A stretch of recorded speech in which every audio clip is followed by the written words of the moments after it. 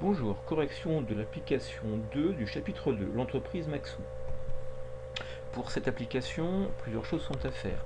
Tout d'abord, calculer l'écart économique sur les mois de janvier et février pour le produit fabriqué par l'entreprise. Puis, dans un deuxième temps, décomposer ces écarts économiques en un écart sur quantité et un écart sur coût. Pour ceci, j'ai récupéré les principaux éléments chiffrés de l'énoncé que vous trouverez en bas à gauche de notre écran. Je vais utiliser un premier tableau pour obtenir l'écart économique. Dans ce tableau, vous voyez que j'ai une grosse colonne centrale où je ferai apparaître le coût réel de notre production pour ces 2 mois et une deuxième colonne centrale où alors sera calculé le coût préétabli de cette production réelle.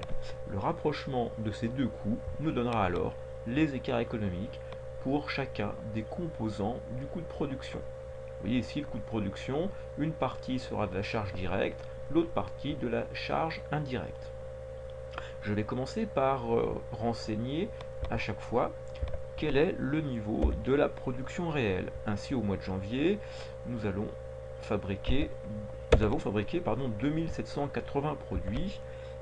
Au mois de février, 3320, alors que la production normale est de 3000 articles.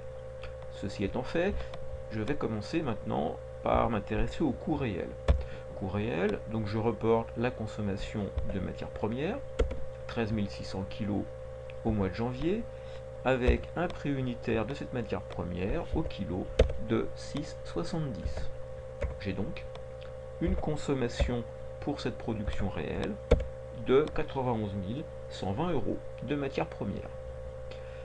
Je vais en profiter pour m'occuper également du mois de février en même temps, où la consommation a été de 16 100 kg, qui eux ont un prix unitaire au kilo de 8,1, soit une consommation réelle d'une valeur de 130 410.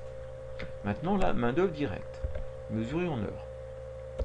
Au mois de janvier, 25 200 heures ont été réellement utilisées, qui ont un coût constaté réel de 34,30 euros, soit un coût total de notre main-d'œuvre directe de 864 360 euros. Vient ensuite le mois de février, où là, c'est 28 100 heures qui réellement sont utilisées, un coût de l'heure de 35,6, soit une consommation en février de 1 360 euros. Maintenant, les charges indirectes pour nos 2 mois, c'est leur machine qui mesure l'activité. Ainsi, 5320 heures sont utilisées au mois de janvier, qui représente pour nous une valeur totale de 286 000 euros. J'en profite ici pour calculer le coût de l'unité d'œuvre constatée 53,76 en janvier. Même calcul pour le mois de février, c'est 8167 heures machine, qui représente un coût total de 387 000 euros, et donc un coût de 47,39 euros pour l'heure de machine de notre centre d'analyse. Maintenant, passons au coût préétabli. Là, on va se baser sur la production réelle en la valorisant sur la base de la consommation standard et du prix unitaire standard des composants. Ainsi, au mois de janvier, pour la matière première, 2780 produits sont réellement fabriqués, qui théoriquement devraient consommer 5 kg de matière première, soit 13 900 kg au total, et un coût standard de 7 euros le kilo, ce qui nous donne un montant de consommation préétabli à 97 300. Pour la main-d'œuvre directe, même chose, 2780 produits fabriqués, qui théoriquement demandent 9 heures par produit. 25 020 heures auraient été nécessaires théoriquement pour notre production, à un coût de 35 € de l'heure. Ce qui nous fait alors 875 700 € de main d'œuvre directe. Pour nos centres de production,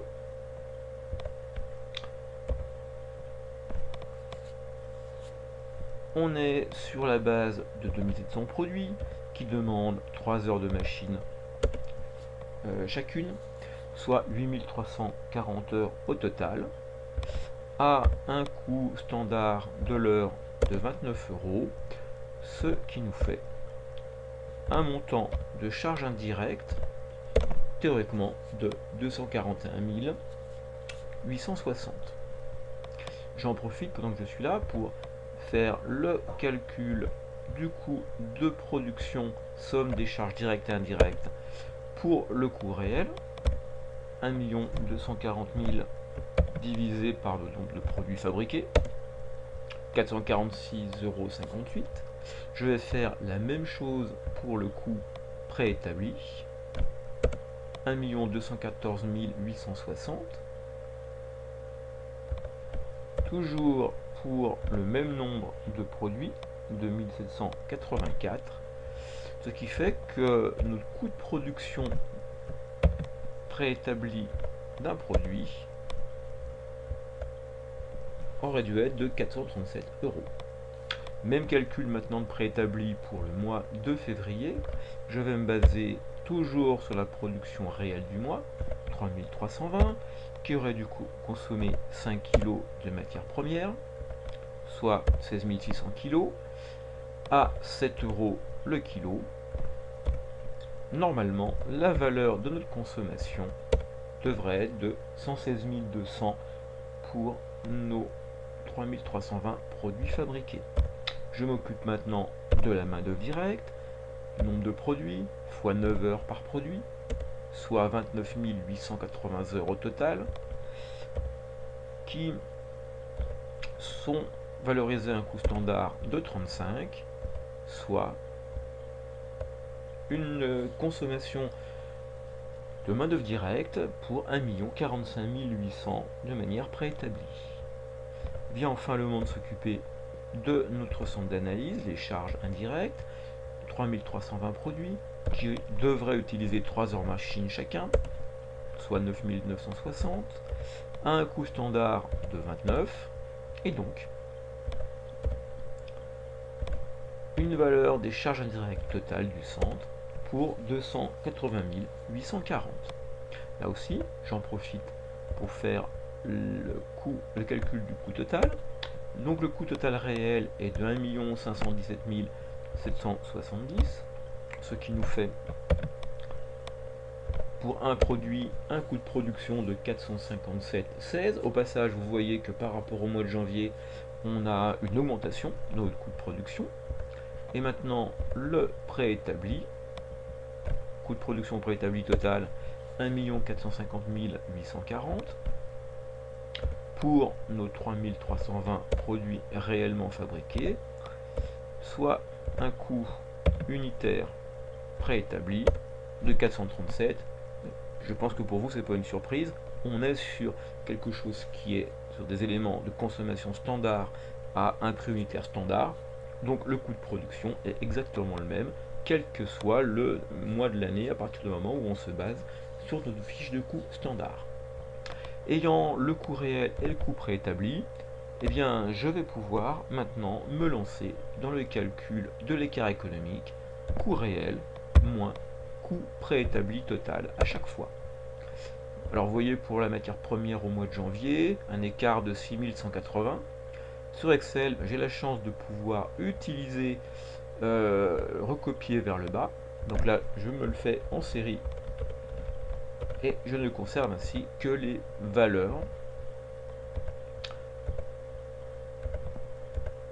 Et je fais un peu de ménage de nos écarts. Reprenons-les un par un. Vous voyez que si je suis sur le coût de production du mois de janvier pour le produit, eh bien j'ai un écart que je vais pouvoir qualifier de défavorable. En effet, le coût de production réel total du mois de janvier est supérieur au coût que l'on avait prévu pour la même quantité fabriquée, donc défavorable. Qui va s'expliquer de la manière suivante. On a tout d'abord une consommation de matières premières qui nous était favorable. En effet, on consomme pour 6 000 euros, enfin 6 180 euros de matières premières de moins que ce qui aurait dû être pour la même quantité fabriquée. Ça sera la même chose pour la main-d'œuvre directe. Si vous regardez la main-d'œuvre directe, moins 11 340, ça veut dire qu'on a eu besoin en valeur de moins de main-d'œuvre que ce qui était prévu. Et puis là où les choses se gâtent, c'est sur le centre de production, les charges indirectes. Eh bien, le montant réel des charges indirectes est de 44 140, supérieur à ce qu'on avait prévu pour la même quantité fabriquée. Là, vous avez le petit dérapage, c'est l'écart qui nous est défavorable. Alors vous voyez, le coût de production du mois de janvier, écart défavorable pour nous, est dû en fait à des écarts de sens contraire, un écart de 44 000 défavorables sur les charges indirectes, et deux écarts favorables qui limitent l'impact du précédent, écart favorable sur la matière première et sur la main-d'œuvre. Passons maintenant au mois de février. Au mois de février, 66 930 d'écart sur coût de production total, de nouveau un écart défavorable. Les choses sont presque les mêmes que précédemment. La matière première, eh bien là par contre, a évolué défavorablement. Vous voyez qu'on a 14 120 de coûts réels en plus que le coût préétabli. La consommation de matière première en valeur est supérieure à la prévision pour la même quantité de produits finis obtenus. Et puis, au niveau de la main-d'œuvre directe, là on est encore sur un écart qui nous est favorable. On a pour 45 440 euros de moins pour le montant de la main-d'œuvre pour une quantité équivalente de produits. Pour terminer, occupons-nous des charges indirectes pour le mois de février. Là aussi, on a une consommation supérieure de 98 000 à ce qui était notre prévision. Donc nos écarts sur coût de production total défavorable du mois de février, écart économique, là se comprend par en fait, vous voyez, des forces de sens contraire. Un écart qui nous est défavorable sur les matières premières, un autre écart défavorable sur les charges indirectes du centre de production, et un écart favorable qui diminue l'impact des deux précédents sur la main-d'œuvre directe. Si vous regardez de plus près, vous voyez que cet écart économique ne suffit pas à expliquer ce qui se passe, parce que regardez simplement au niveau de ce qui va être nos charges indirectes sur le mois de janvier. Vous voyez qu'il y a deux éléments de sens inverse qui se passent. Pour la quantité de produits fabriqués, eh bien, je me trouve avec un préétabli en nombre d'heures machine bien supérieur au nombre d'heures réellement consommées dans l'atelier. Par contre, le montant du coût unitaire de l'heure machine en charge indirecte est bien supérieur dans le réel que dans la réalité. Donc nos 44 000 qui sont défavorables, visiblement là aussi deux forces contraires se sont percutées. Une qui vise à augmenter l'écart défavorablement, c'est le coût horaire de la machine en charge indirecte, et un écart qui tend à une force qui tend à diminuer l'écart, c'est le nombre d'heures moins important que ce qui était prévu. Pour que ceci puisse être établi de manière plus adéquate, et bien maintenant je vais faire les calculs d'écart sur quantité et d'écart sur coût pour chacun des composants directs de janvier comme de février. Donc je vais commencer tout d'abord par la matière première de janvier. L'écart sur quantité. Je vais partir pour ceci de la consommation réelle de matière première que je confronterai à la consommation préétablie, 13 600, 13 900. Et ceci, eh bien, je le valoriserai sur la base du coût standard de la matière première, soit 7 euros. Mon écart est alors le suivant: 13 600 moins 13 900 fois mes 7 euros. Là, vous voyez un premier écart qui apparaît sur quantité, qui est un écart pour nous favorable. En effet, les quantités visiblement consommées ont été inférieures à ce qu'elles auraient dû être. Maintenant, l'écart sur coût. Pour ceci, je vais prendre le coût réel de la matière première, 6,70.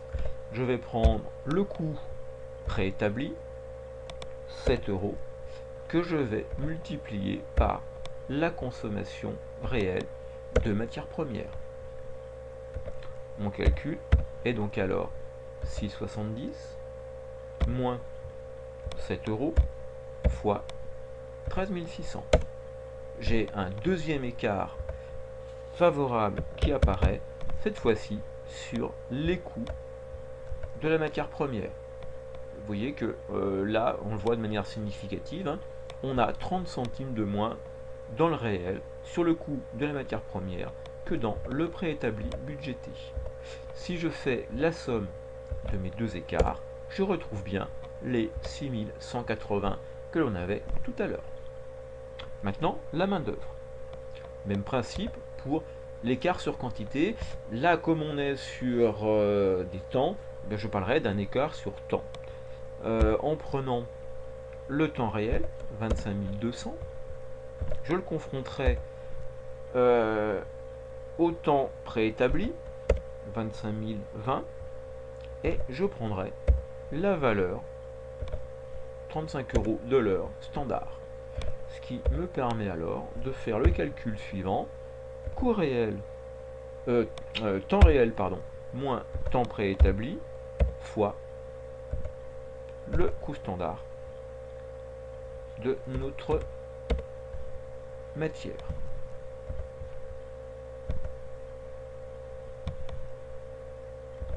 Ce qui me donne un écart de 6300 sur le temps. On s'y attendait, vous voyez ici que j'ai 180 heures de travail main-d'œuvre supérieur de plus. Écart dit défavorable.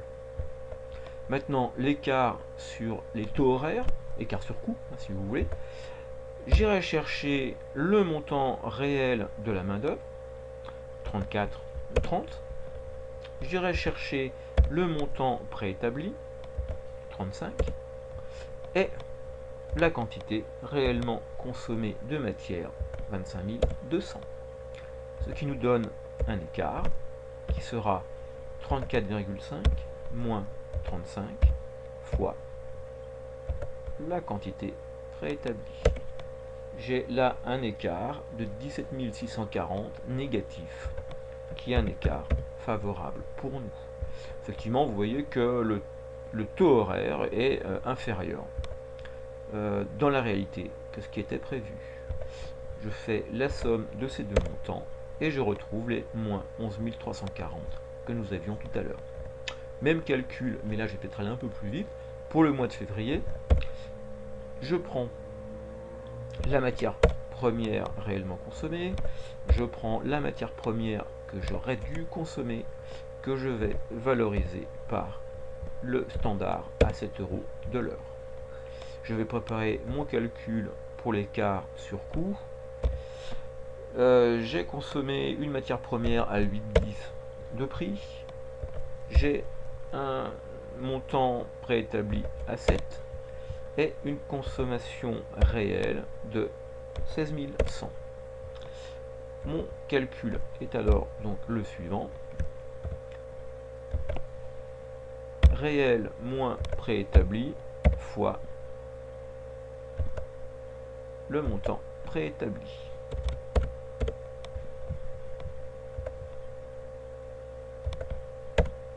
J'ai alors un écart favorable sur la matière première en quantité à moins 3500 et un écart défavorable sur le coût à 17 110. J'en profite pour faire la somme. Je retrouve les 14 210 de tout à l'heure. En termes de signes, donc je fais apparaître favorable pour l'écart sur quantité et défavorable pour l'écart sur coût. Je termine avec maintenant la main d'œuvre, l'écart sur temps. Je vais donc récupérer 28 100 réellement utilisés. On avait une prévision à 29 880 et un coût horaire prévu à 35. Écart sur taux horaire, eh bien dans la réalité on est à 35,6. Un coût prévu de l'heure de 35 et une quantité d'heures réellement consommées de 28 100. Je me refais mon petit calcul. Différence réelle moins préétabli fois préétabli. Même chose pour l'écart sur taux. J'en profite pour faire la somme. Vous repérez que ma somme est bien égale à celle que nous avions obtenue dans le tableau précédent. L'écart sur temps à moins 62 300, eh bien pour nous est un écart favorable. Il a fallu moins d'heures que ce que nous avions prévu. Par contre, l'écart sur taux horaire nous est défavorable. Effectivement, vous voyez que c'est 60 centimes de plus par heure, ce qui va expliquer les moins 45 440. On a un fort écart favorable, un écart défavorable un peu plus faible. Et voilà le calcul pour nous terminé pour cet exercice. Merci de votre attention.